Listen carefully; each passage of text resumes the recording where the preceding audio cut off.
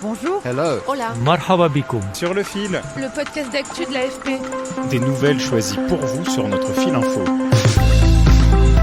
Qu'est-ce que je fais si ça m'arrive ? C'est la question que se pose la nouvelle génération qui tente de percer dans le monde du cinéma. Après la tempête déclenchée par les révélations de l'actrice Judith Godrèche concernant de présumés viols et agressions sexuelles dont elle aurait été victime, les plaintes se multiplient et les comédiens en herbe s'interrogent. Sur le fil vous emmène en reportage avec ma collègue Mathilde Bélanger dans 2 écoles de cinéma, Courtrajmé et l'Acting Studio, à la rencontre de cette nouvelle génération qui promet de mieux se défendre. Sur le fil.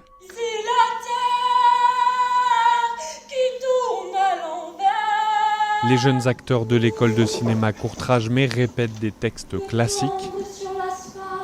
Les questions de violences sexuelles sont dans toutes les têtes. Dans son sweat gris à capuche, je peux pas m'arrêter de crier, je peux pas m'arrêter de pleurer, c'est pas possible. Beja Yayaoui se dit préoccupée par les comportements de certains réalisateurs. Bien sûr que c'est inquiétant.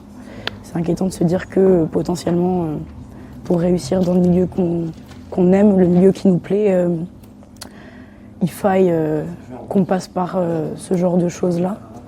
Ça, c'est sûr que c'est inquiétant. Mais pour développer, je pense que si un jour ça m'arrive,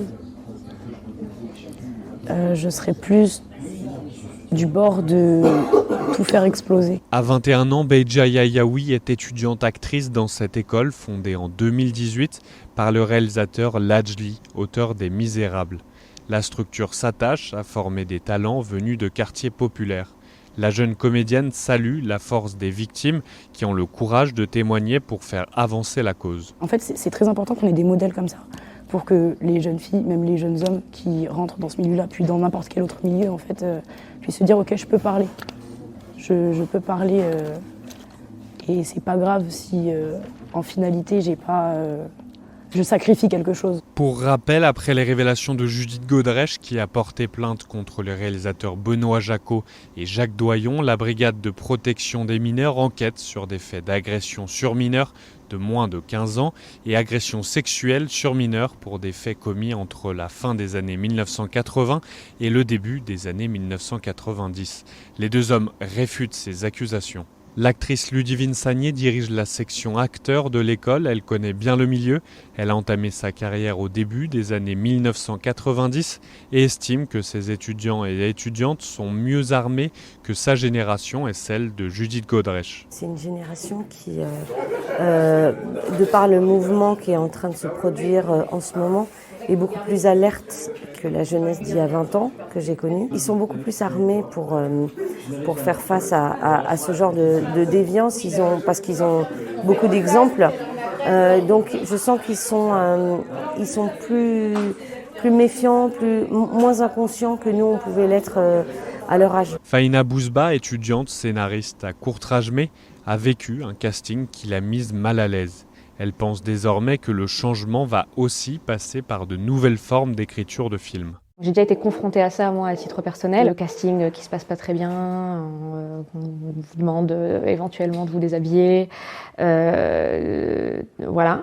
Sur l'aspect scénario, je vais parler de ce que je connais, je pense que je me suis surtout dit, c'est en écrivant des nouvelles histoires avec un nouveau point de vue qu'on va petit à petit faire changer l'état d'esprit global.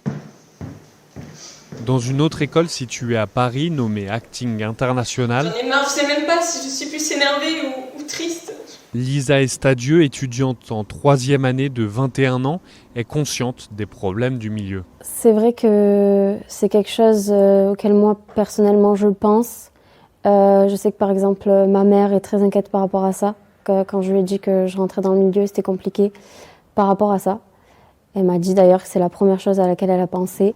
Sa formatrice, la réalisatrice Christelle Amsalem, met en garde ses étudiantes. J'avais quand même mis en garde certaines filles parfois avec des directeurs de casting où on lui avait demandé « Oui, ce serait bien que tu viennes à telle soirée avec moi, ce serait bien qu'on sorte un petit peu ensemble, tu vois, avant, parce que voilà, j'ai besoin de te connaître un peu plus.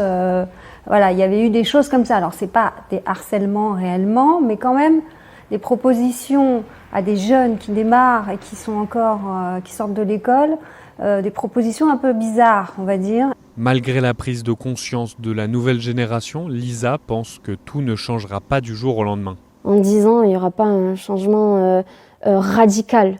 Il y aura toujours certaines personnes qui feront des choses comme ça dans tous les milieux et encore plus dans les milieux artistiques. Et je pense qu'il ne faut pas y aller en se disant « bon, maintenant c'est sorti, on n'a plus peur, il n'y a plus rien qui va se passer » parce que tout est loin d'être sorti. Judith Godrèche avait fait une proposition lors de son passage devant le Sénat pour rendre les tournages plus sécurisés pour les enfants notamment. Je pense qu'il est indispensable qu'il y ait un référent indépendant, c'est-à-dire qu'il ne soit pas payé par une boîte de production et qu'il soit neutre sur les tournages, qu'il puisse être qui est également un coach intimité imposé pour toutes les scènes d'intimité, donc de sexe, qu'il y ait une personne qui soit tout le temps là avec l'enfant, notamment après le tournage également, en tout cas que dans toutes à toutes les étapes de la participation d'un mineur.